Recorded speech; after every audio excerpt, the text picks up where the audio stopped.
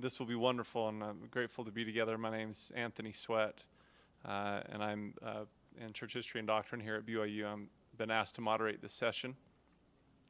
The title of this one is Pushing Back Municipal Efforts to Safeguard Religious Liberty in Nauvoo. And then we get to hear from Jeffrey Mahas, who will speak to us about pluralism, dissent, and municipal power, Nauvoo's religious liberty ordinance in the courts. Jeffrey Mahas is a historian at the Church History Department with the Joseph Smith Papers Project. He has worked on the Administrative Records Series, the Document Series, the Legal Records Series, and the Financial Records Series of the project. He received his MA in U.S. History from the University of Utah. And I don't know Jeff as well, but I'm sure you're going to do us a mic drop moment at the end, aren't you?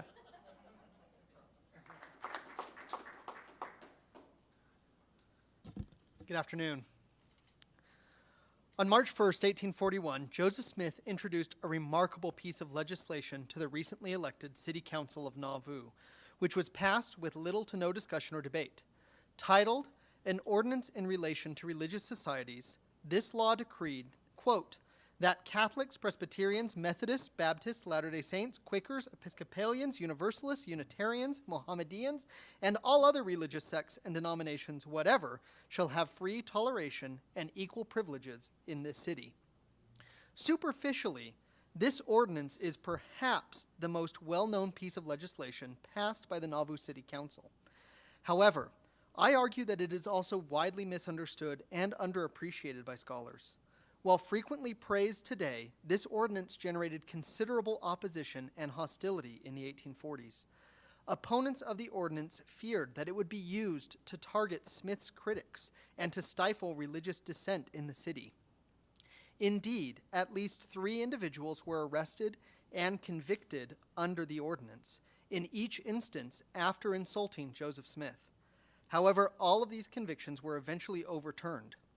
By exploring this ordinance, its opposition, and the legal cases which arose from it, I argue we can gain insights into the philosophical and legal tensions which swirled around Nauvoo in the 1840s.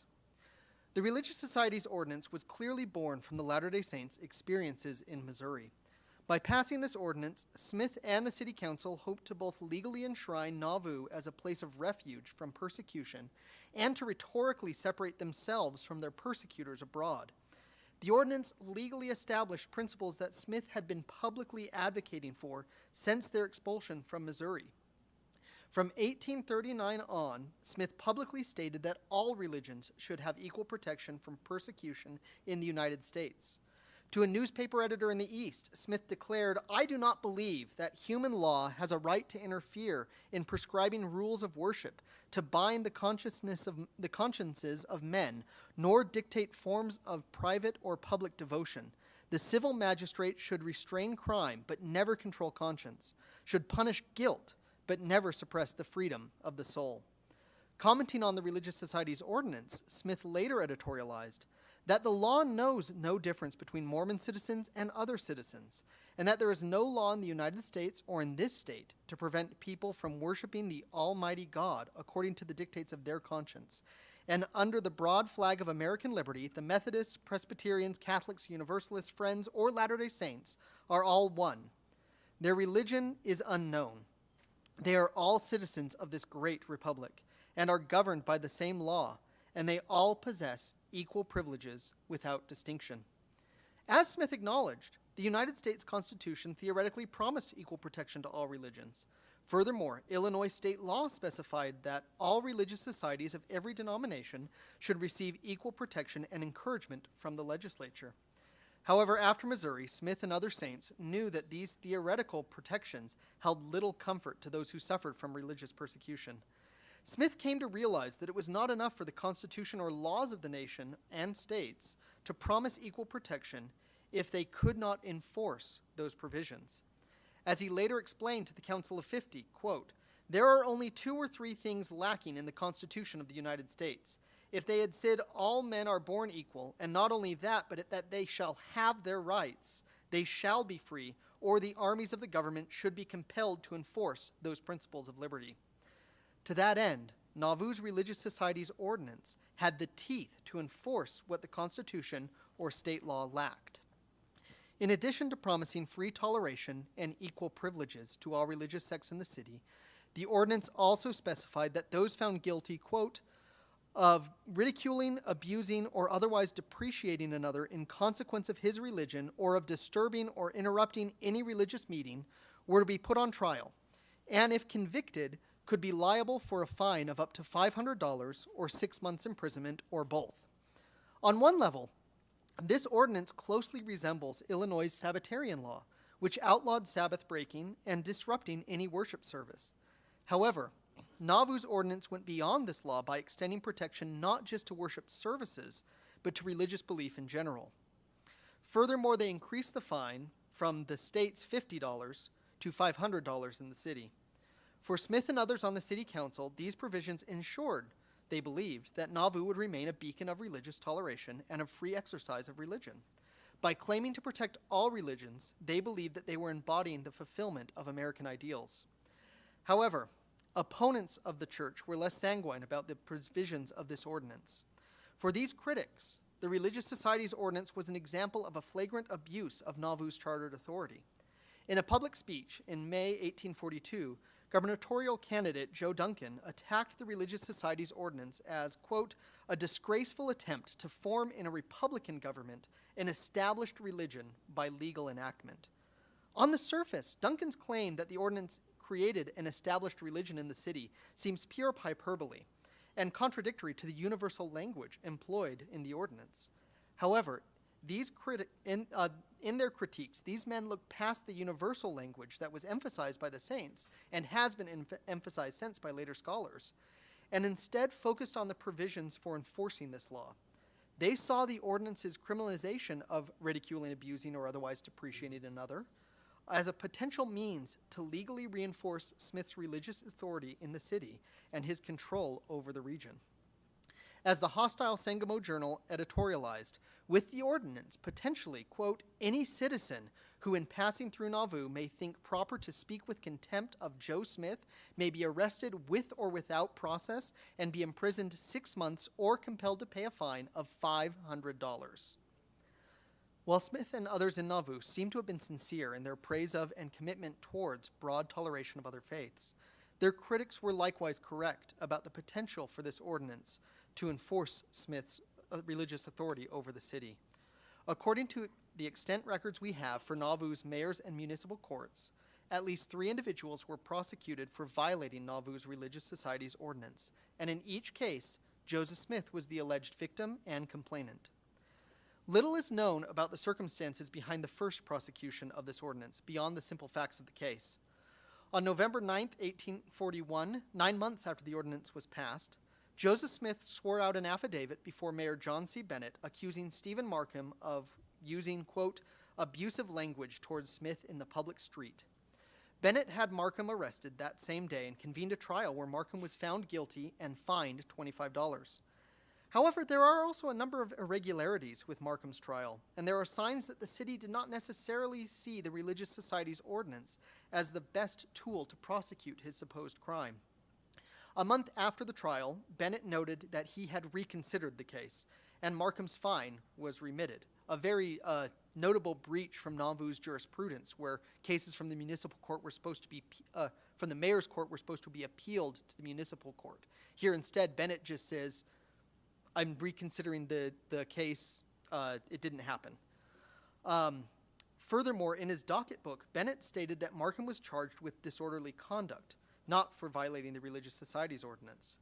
Nevertheless, the only possible city ordinance Markham could have been convicted under at the time was the Religious Societies Ordinance. The charge of abusive language even seems to track with the ordinance's prohibition on abusing someone on account of their religion. Bennett's description suggests that he saw Markham's prosecution as a fulfillment of a non-extant disorderly persons or vagrancy law. Such vagrancy laws were common in many states and cities until the 20th century, and they were deliberately vague to provide a wide latitude for civil authorities to prosecute idleness, drunkenness, unspecified disorderly conduct, or suspicious individuals, as well as supplying a legal means to threaten and prosecute undesirable residents. Nauvoo did not have such a law at the time of Markham's prosecution, and in its absence, the Religious Society's Ordinance appears to have served a similar function. 4 days after Markham's conviction, the Nauvoo City Council addressed this apparent deficiency in Nauvoo law and passed an ordinance concerning vagrants and disorderly persons. Beyond criminalizing disparaging comments about one's religion, the vagrancy ordinance more broadly outlawed, quote, profane and indecent language or behavior, and particularly language or behavior targeting city officials. That winter, at least 8 individuals were prosecuted under the new Disorderly Persons Ordinance, although only 2 were convicted. The most consequential prosecution of the Disorderly Persons Ordinance came in March 1842, when Joseph Smith swore out a complaint accusing Nauvoo resident Amos Davis of violating the ordinance. Davis had moved to Commerce by 1836, where he ran a store and hotel. Shortly after the Saints moved to the region, Davis ingratiated himself financially, socially, and religiously with the newcomers, even joining the church in 1840. However, by 1842, his relationship with the church and Smith had soured over a financial dispute. On March 9, 1842, Joseph Smith stopped in Davis's tavern for tea. However, Davis refused to enter the room with Smith and ordered him to leave the premises. After Smith left, Davis loudly and apparently quite animatedly insulted Smith's character to those present in the tavern, calling him, and this is a long list, a whoremaster, a scoundrel, a rascal, a liar, a knave, and a swindler. One witness claimed that Davis also asserted that he was willing to meet Smith, quote, in the woods with words, fists, or rifles. While most of those present remembered Davis primarily accusing Smith of trying to swindle him in their business dealings, there were religious overtones as well, as one witness recalled that Davis accused Smith of trying to get financial gain, quote, out of Mormonism. The following day, Smith swore a complaint to Bennett, accusing Davis of violating the Vagrancy and Disorderly Persons Ordinance through his indecent language and behavior. After a brief trial before Nauvoo's municipal court, a jury found Davis guilty of violating the ordinance, and the court ordered Davis to enter a $100 recognizance to guarantee that he kept the peace for 6 months. While Davis avoided open conflict during this period, his relationship with Smith and the church continued to worsen. In November 1842, Joseph Smith initiated a string of legal prosecutions against Davis and another individual named Thomas Hunter, based on their criticism and verbal attacks. These prosecutions saw Smith returning to the Religious Society's Ordinance as a means to prosecute those critical of him. On 28 November 1842, Smith accused Hunter of maligning the church and Smith's character in violation of the Disorderly Persons Ordinance. According to Smith, that same day, Hunter had accused Smith of being, quote, an impostor and a swindler, and that the church as an institution was a swindle machine. Based on Smith's complaint, William Marks, a Nauvoo alderman, issued a warrant for Hunter's arrest.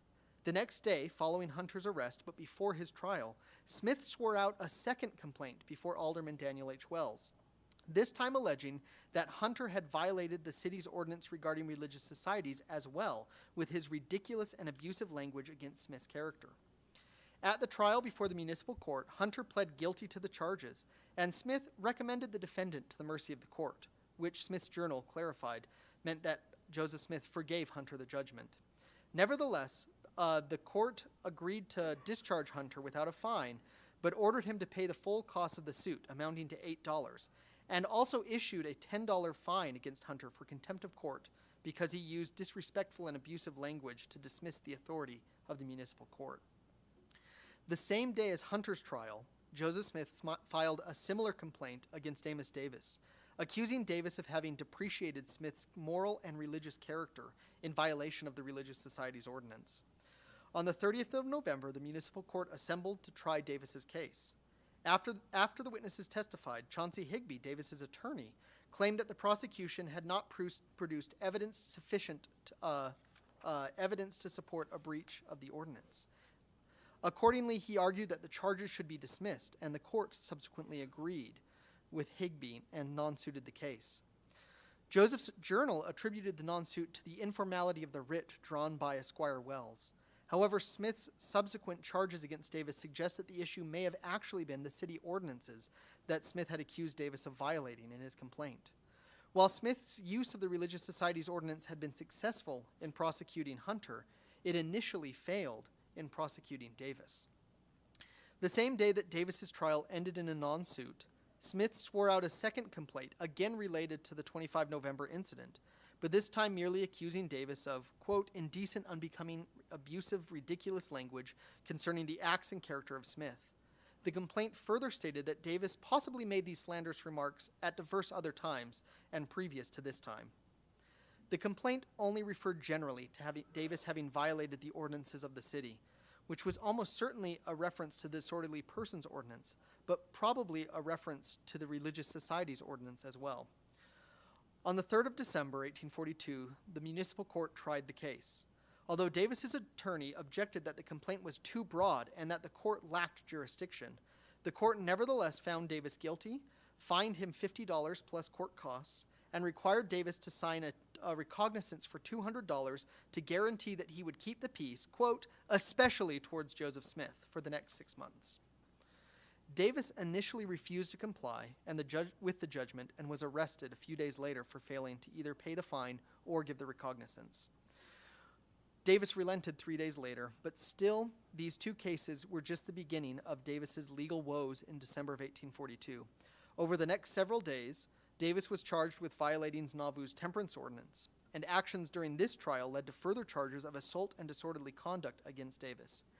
In each of these subsequent cases, Davis was found guilty. Both Davis and Hunter appealed their convictions at the next session of the Hancock County Circuit Court in May 1843, presided over by Stephen A. Douglas. Because of his multiple convictions, Davis's appeal was the most complicated. According to an agreement between Nauvoo's city attorney and the defense attorney, Davis's 3 appeals were to hinge on, quote, the legality of the ordinances, and if the city council has the authority under the charter to pass said ordinances.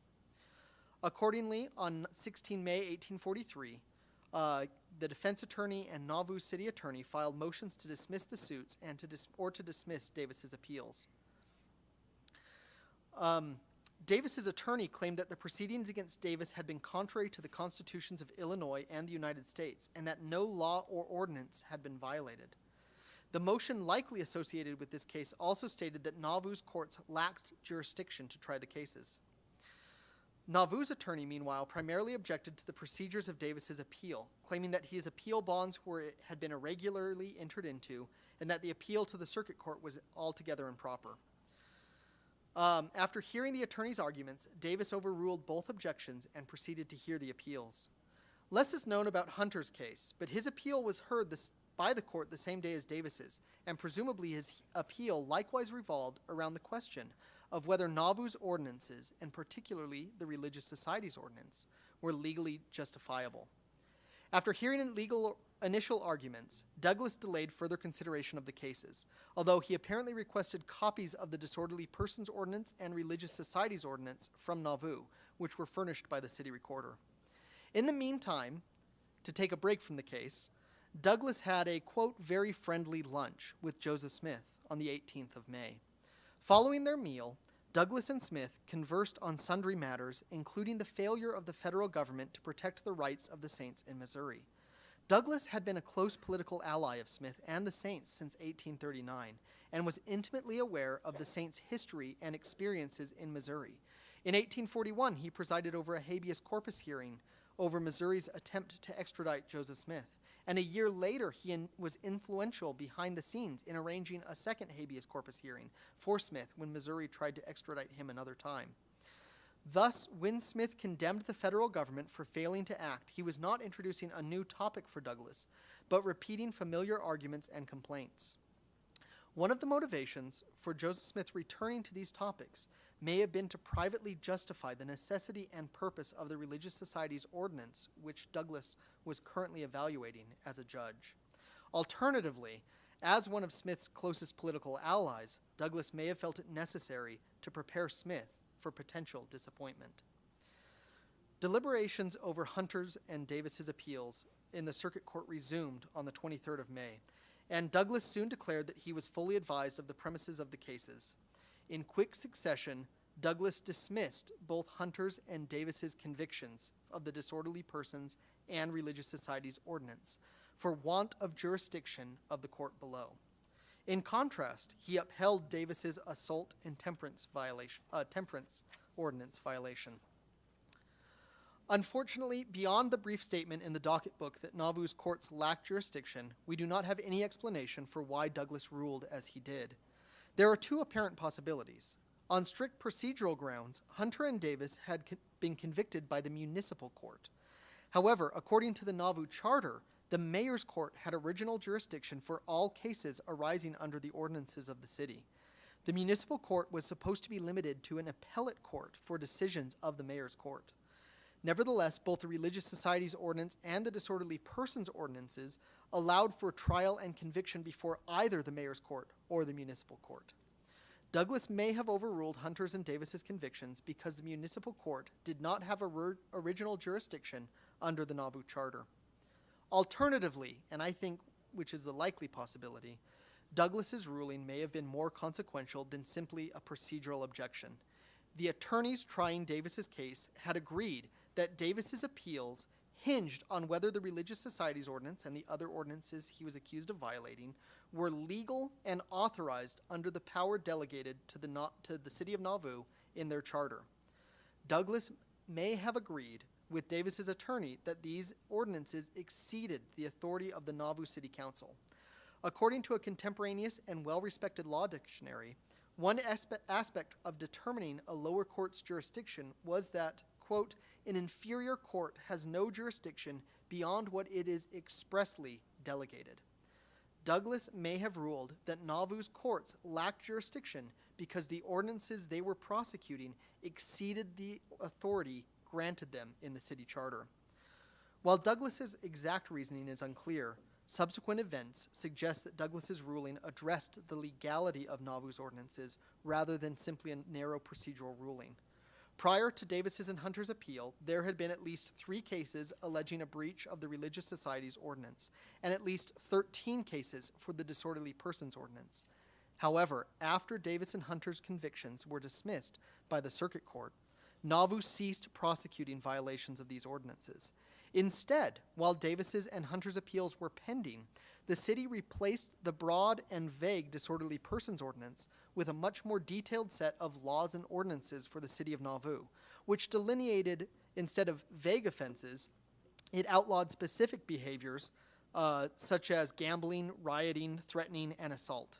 Instead of the astronomical fine of up to $500 mentioned in both the Religious Societies Ordinance and the Disorderly Persons Ordinance, the new ordinances limited fines to less than $50 for all cases aside from assault. However, no effort was made to replace or update the Religious Societies Ordinance. Although city officers and others occasionally cited to provisions of the ordinance allowing for civil officers to arrest lawbreakers without process, there were no further attempts to prosecute violations of the Religious Societies Ordinance. Far from just an expression of Joseph Smith and the Saints' public commitment to religious toleration, the Religious Societies Ordinance provides a useful window into the legal and philosophical tensions which undergirded the city. While the ordinance was crafted as a sincere expression of the Saints' commitments to the principles of religious toleration, it likewise demonstrates that religious dissent was seen as beyond the scope of acceptable religious pluralism for the Saints. For the Saints at Nauvoo, the right to worship was protected, but the right to dissent or criticize a religion was not. Furthermore, the ordinance provides insight into the statewide opposition of Nauvoo's chartered powers. Opponents such as former Governor Joe Duncan, the Sangamo Journal, and the Hancock County Anti-Mormon Party all pointed to the Religious Societies Ordinance as an example of Nauvoo's chartered powers run amok. These critics were correct in their belief that this ordinance would be used to prosecute Smith's enemies in the city. However, their fears of Nauvoo becoming an unchecked tyrannical municipality were overstated, and the fate of the Religious Societies Ordinance demonstrates how the legal process seems to have corrected Nauvoo's excesses. Only 3 individuals were ever prosecuted for violating the Religious Societies Ordinance, and in each case, those convictions were eventually overturned. After the Hancock County Circuit Court ruled against them in 1843, the city ceased enforcing the prohibitive elements of the controversial ordinance. While city officials were at times guilty of legislative and judicial excess, they remained open to correction. Thank you.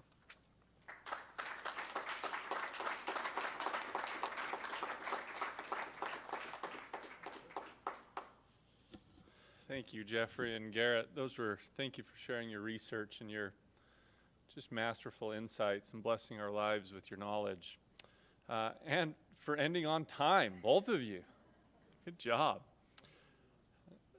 We have 15 minutes for questions to Garrett and Jeffrey. And if I could ask a favor, please ask a question and not make a presentation yourself in your question. There is a Provo Municipal Ordinance that we don't want to levy against you that says that at these conferences you cannot ask a question that lasts longer than a minute. Otherwise, it's a presentation itself. Okay? So we're happy to have questions. If you want to come up, I'll have a roving mic that I'll take around for you.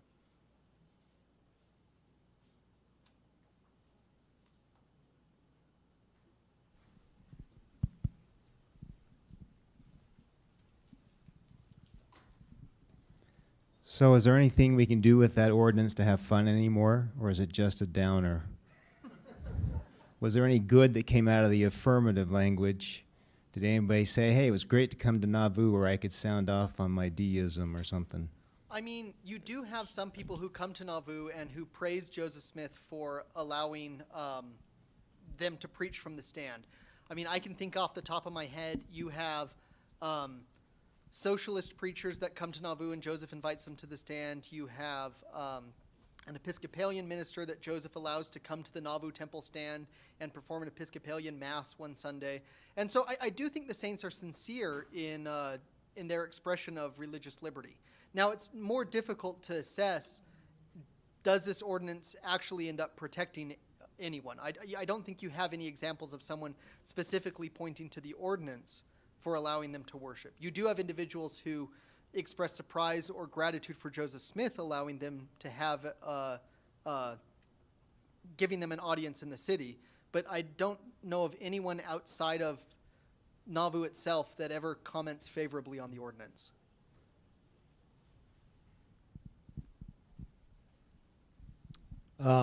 This is kind of a hypothetical one.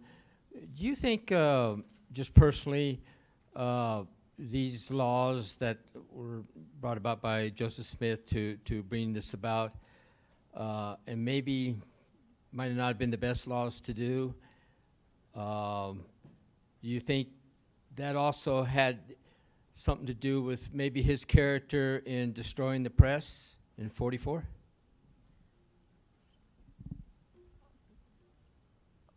So I will say the ordinances themselves, one thing when you study American law on the frontier is there's all kinds of crazy laws and ordinances. Literally part of my career is trying to make sense of Illinois state statutes in the 1830s and 40s, and you can't do it. They're contradictory. There's a lot of problems. And so I don't think Nauvoo is unique in having issues arising from legislation that's poorly thought out. I do think this does maybe show some insight into when you get to the expositor. I think the same principles are kind of at play there, right? Joseph Smith in the ordinance is saying, we protect positive religious liberty. Any religion is protected here.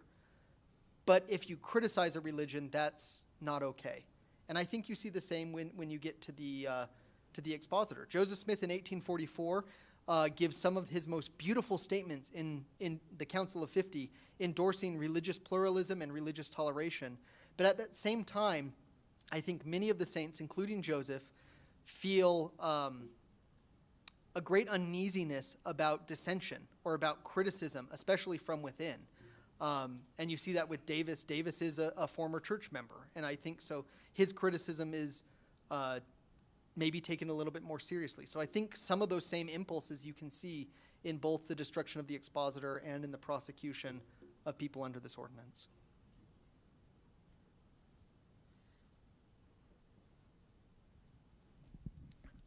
If it's okay, I'd like to follow up on dissent, right? So you've got dissent, and then you have other things like slander and incitement, and there's a range, right? And this really is for both of you in some ways, because what Garrett's getting at is that we're dissenting, right? We are making a searing, sort of prophetic indictment against a nation, and they're saying that proves you're un-American, when we were saying, no, you're un-American. And then But our appeal to religious freedom, part of religious freedom tends to be freedom within religion, right? And so is there any sense that maybe in those prosecutions or as a principle that they made those distinctions? They could make a distinction between someone saying, hey, you're running a swindle machine, and you're running a swindle machine, I'm going to break your nose. Or you're running a swindle machine, and I'll meet you in the woods. Is there any sense that they made those distinctions between the right to dissent and things that were potentially violent or that suggested that created some legal liabilities?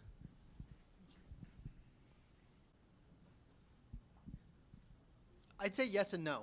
The problem that we see is, yeah, you're right. There's different forms of dissent, and there's different things like slander and everything else. The problem we see, at least I see in this, is if you look at the private journals of how they're describing the trials, like if you look at Joseph Smith's journal's accounts of the prosecutions against Davis and Hunter, he describes these as slander trials. So he's using the term slander. The problem is the laws that they're using to prosecute these don't say anything about slander. Nauvoo eventually does pass a slander law in 1844, right in the midst of the expositor moment when you have this rise of dissension again. They do pass a slander law. But they're referring to these prosecutions as slander, even though the ordinances themselves don't refer to themselves as slander. Jeff, while you're up, there's a text question that came through. To what degree did these cases on the defamation of Joseph Smith hinge on freedom of speech, or is our interpretation of freedom of speech a much more modern invention? It's a good question. You want me to text that back? Great question. I mean, yeah, we've had presenters talk about today how the understanding of the Bill of Rights has changed over time. And in that sense, yeah, some of what we look at, freedom of speech, much of our discourse about it is much more modern. But you do see people, I will say, in the legal documents we have, they are mentioning that they believe that Davis's attorneys are saying they believe that this prosecution is against the Constitution of the United States. They don't spell out which provision of the Constitution they're saying, but I'd imagine that's one of them. And I do believe some of the newspapers do pick up on freedom of speech and freedom of expression in connection with this ordinance.